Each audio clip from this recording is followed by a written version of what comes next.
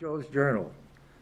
And here we are, the first day of February 2021, a year that, at least for the first month, has caused a bit of excitement and depression, if you will.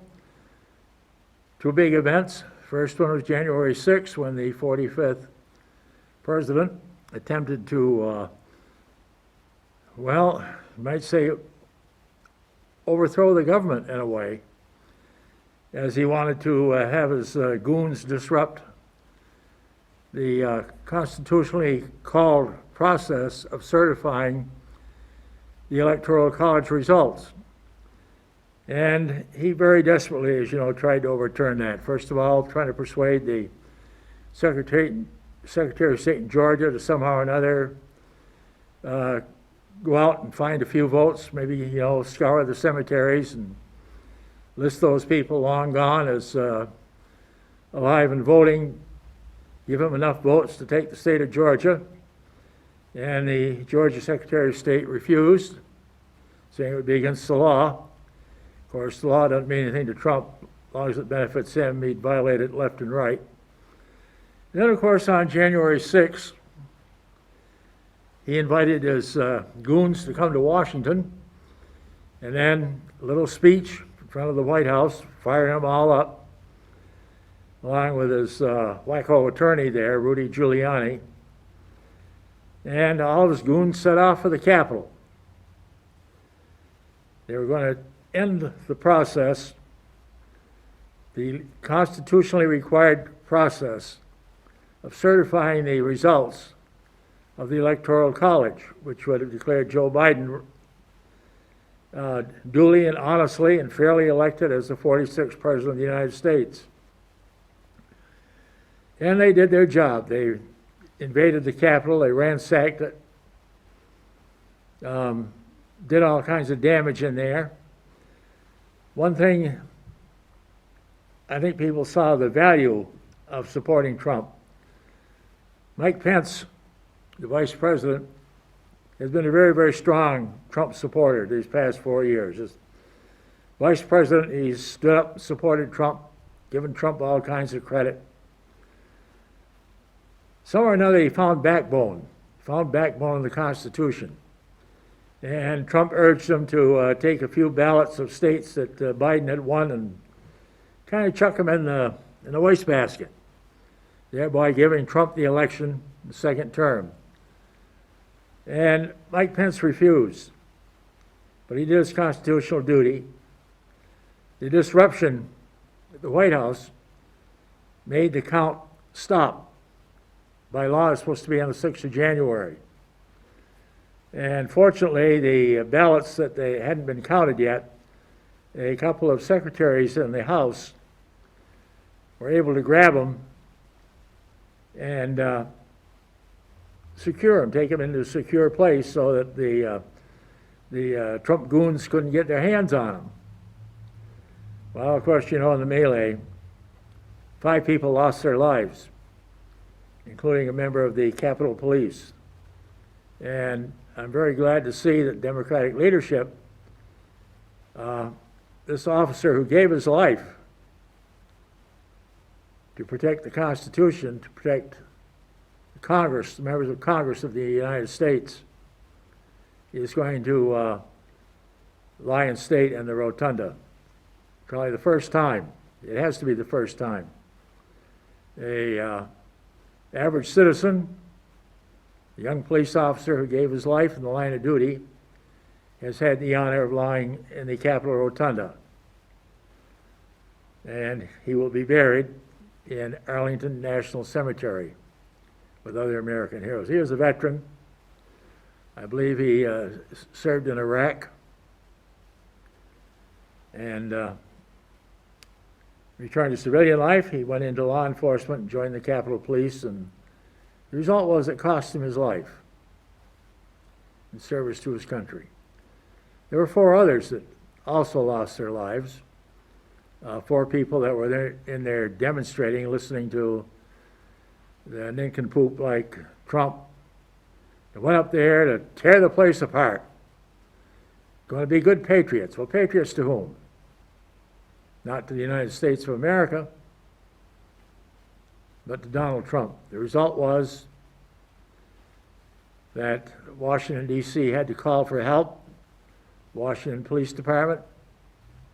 They got help from Maryland and from Virginia, contingents of state police from Maryland and Virginia moved in. Once the police got organized, they cleared the protesters out and drove them off the Capitol grounds. A very, very sad day in American history. And as I said last week, it's only the second time that a member of the administration has been found guilty of treason, or should be found guilty of treason. The first one was Aaron Burr back in 1801, the man that killed Alexander Hamilton in a duel. And he fled what was then the legally boundaries of the United States, and he took refuge in New Orleans, which at that time was supposedly the property of France. Well, needless to say, the 45th president this month, in fact, a week from today,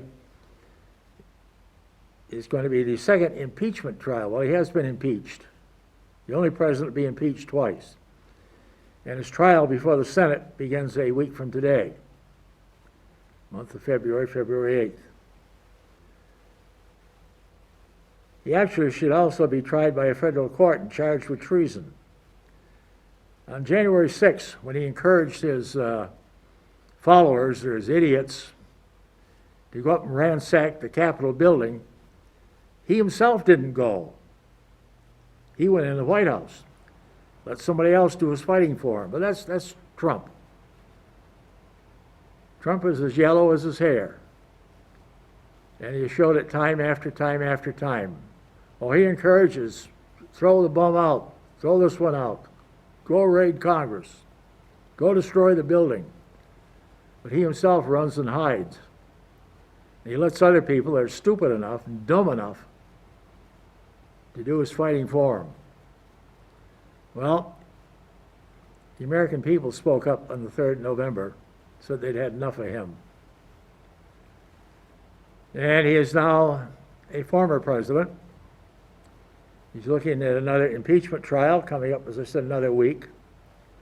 Somewhere down the road, he'll be looking at another trial in federal court for his income tax evasion and irregularities. And he also should be tried for treason, because it was a blatant attempt to overturn the process called for in the second article of the Constitution of the United States. And Mike Pence found backbone. Remember the fact that as a congressman and as a governor of Indiana, he had a lot of honor and a lot of respect.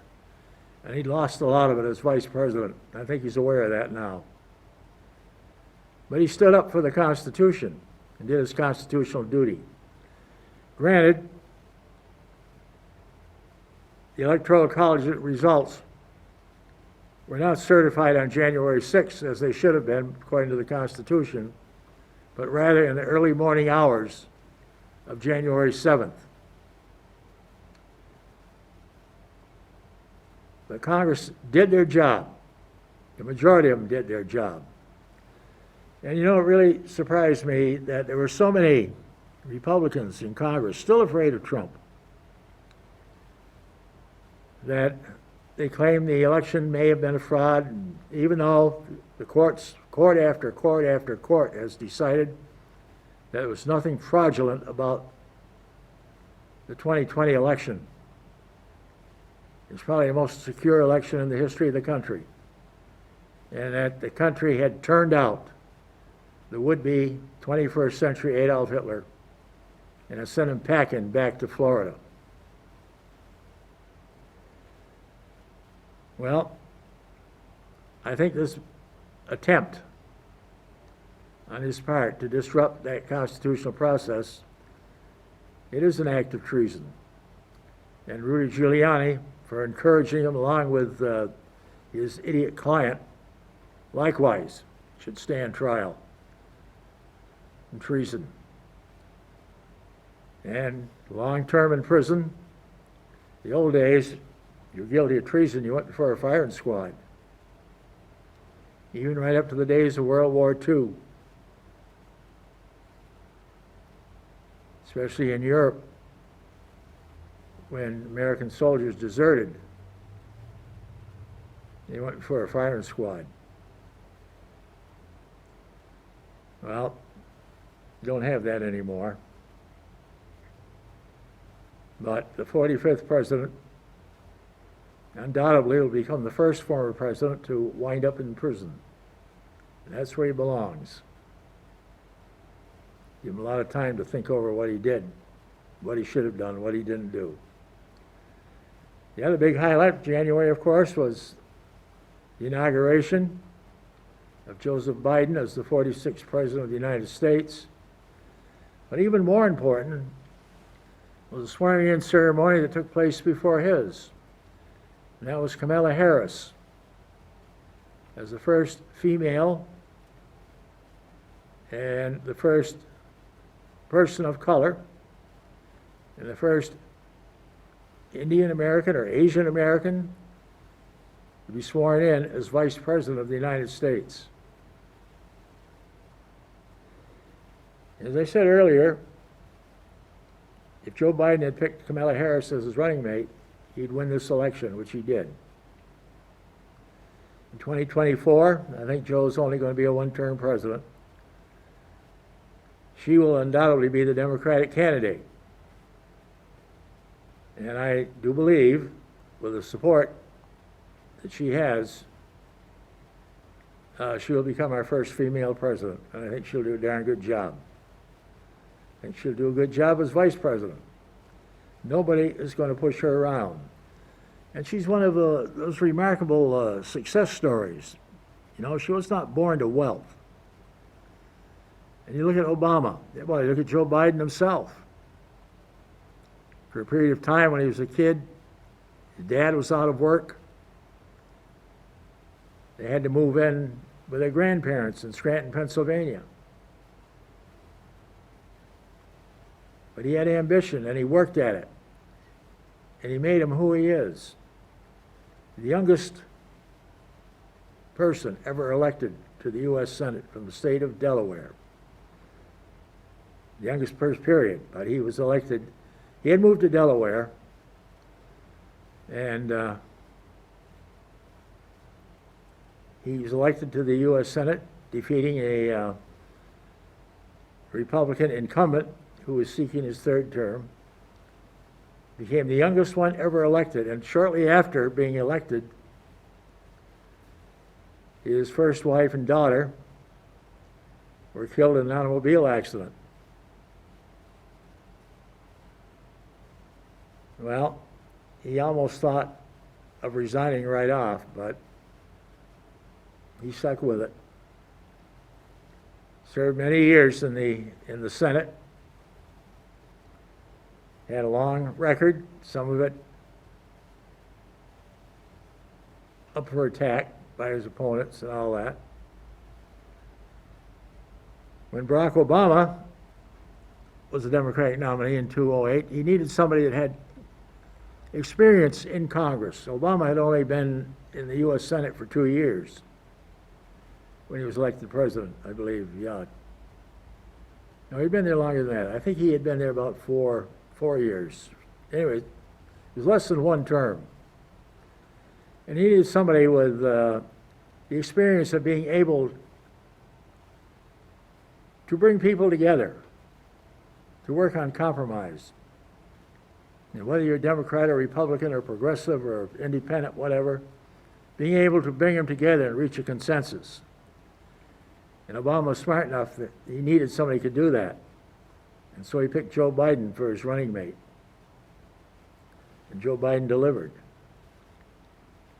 Well, Biden made another choice when he more or less came from behind to become the Democratic nominee in 2020. Made a choice, first of all, his running mate was going to be a woman. And second of all, it was going to be a woman of color. And he had a choice of a number of capable ladies that could have filled the bill and filled it very well. And he chose a fighter. And that was the junior senator from California, Kamala Harris, the daughter of two immigrants, her dad from Jamaica and her mother from India. And of course, her parents divorced when she was 7 years old. And her mother and herself and her younger sister, who's now very close to her, more or less had to live in apartments. And she was not born to wealth, but she is, like Barack Obama, a self-made person. Now, if you were a betting person and you saw someone like Obama, brought up by his grandmother in Hawaii, and somebody said, "Do you think this guy someday will be president of the United States?" Well, person of color, but he was a self-made man. Worked his way through college, managed to get into law school at Harvard, came back, went to Chicago, got a position as a law professor at the University of Chicago, and that's where he met his wife, who was a self-made woman, granddaughter of a slave, the great-granddaughter of a slave, former slave. And of course, you know, Michelle Obama, probably one of our greatest first ladies. No question about that. Far, far superior to Mrs. Trump, third Mrs. Trump. But Obama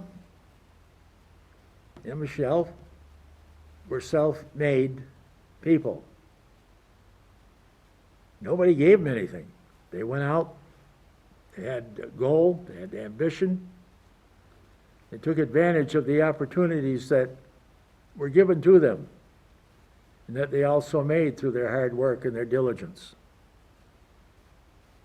And of course, you know, the Obamas, he went on to become the 44th president of the United States. Well, Joe Biden was also a worker. And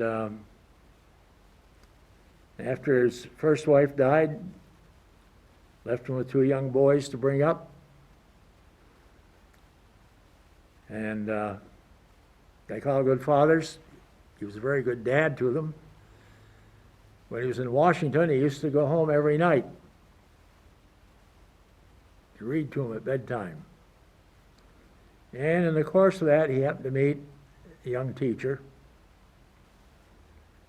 And I'm not sure how true this is, but supposedly he proposed to her 39 times before she finally accepted on the 40th. And I know they're kind of joking about it. She said, "I got tired of him bothering me, asking me to marry him, so I finally said, well, why not?" So she did. And she became a very, very good stepmother to Joe Biden's two sons. And of course, Joe and Jill themselves had a daughter.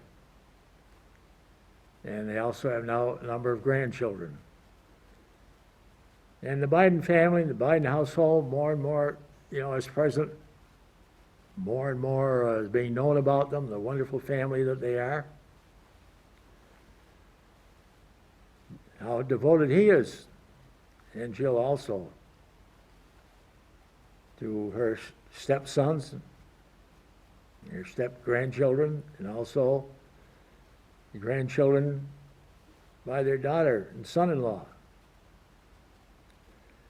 And there's a thing the other day that shows a homely and family atmosphere, so that dogs have returned to the White House. The Obama girls had a dog who became a part of the family, as dogs tend to do. And now the Bidens have two dogs, both adopted from shelters in Wilmington, Delaware. So the article said, dogs return to the White House. Well, for Kamala Harris and her husband, they have moved into the vice presidential residence. And I imagine, especially Mrs. Pence, must have been very happy to vacate Washington and head back home to Indiana. And I think probably Mike Pence is going to take a lot of time, think about what he did as vice president, the fact that he did support his president. At times it must have been extremely difficult for him to do. But he did the job to the point of being ridiculed, if you will, and by me as well as anybody else, of being a bootlicker and not standing up to Trump. And he didn't until the very end, when he put the Constitution and put the country first ahead of Donald Trump. And the Constitution, as a result of that, is still strong. It's still very much the law of the land. And Mr. Pence has gone from being looked down on, if you will. He's now being regarded as a man, when the chips were down, he came through. And that is something that he can always look back on with pride. In fact, that he also, right toward the end, just before he went out, he finally conceded the election. And he called Vice President-elect Harris, talked with her husband, and they were invited to take a tour of the vice presidential residence. Also, Mr. Pence was at Biden's inauguration, even though his former boss had hurried off to Florida earlier in the day. Couldn't stick around, wasn't man enough to stick around and watch his successor being sworn in. Took Air Force One for the last time, made sure it landed in Florida. He got off it before it reverted back to being a airplane number, before flying back to Washington to become Air Force One when the Bidens travel on it this trip.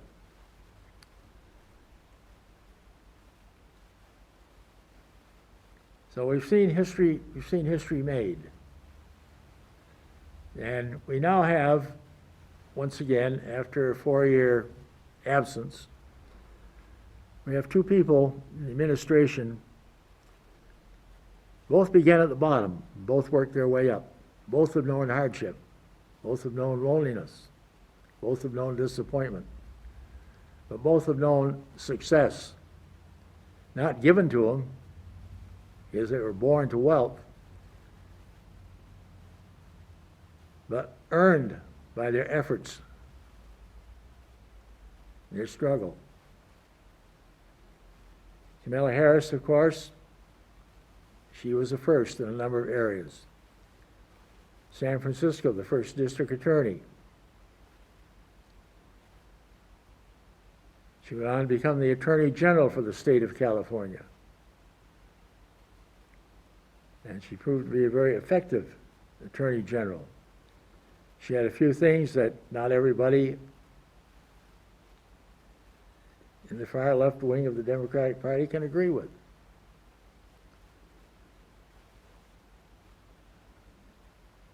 But she did her job, did it to the best of her ability. And I think Joe Biden decided at that first Democratic forum, when she spoke up to him and called him out on, particularly on busing, the idea of busing school children. In her case, she was bused from the section where she lived, which was primarily very low income, and she was bused to another section of Oakland, California, which was predominantly white, an affluent white. And she went to school there. At least her later school. Her early schooling was back at the original school in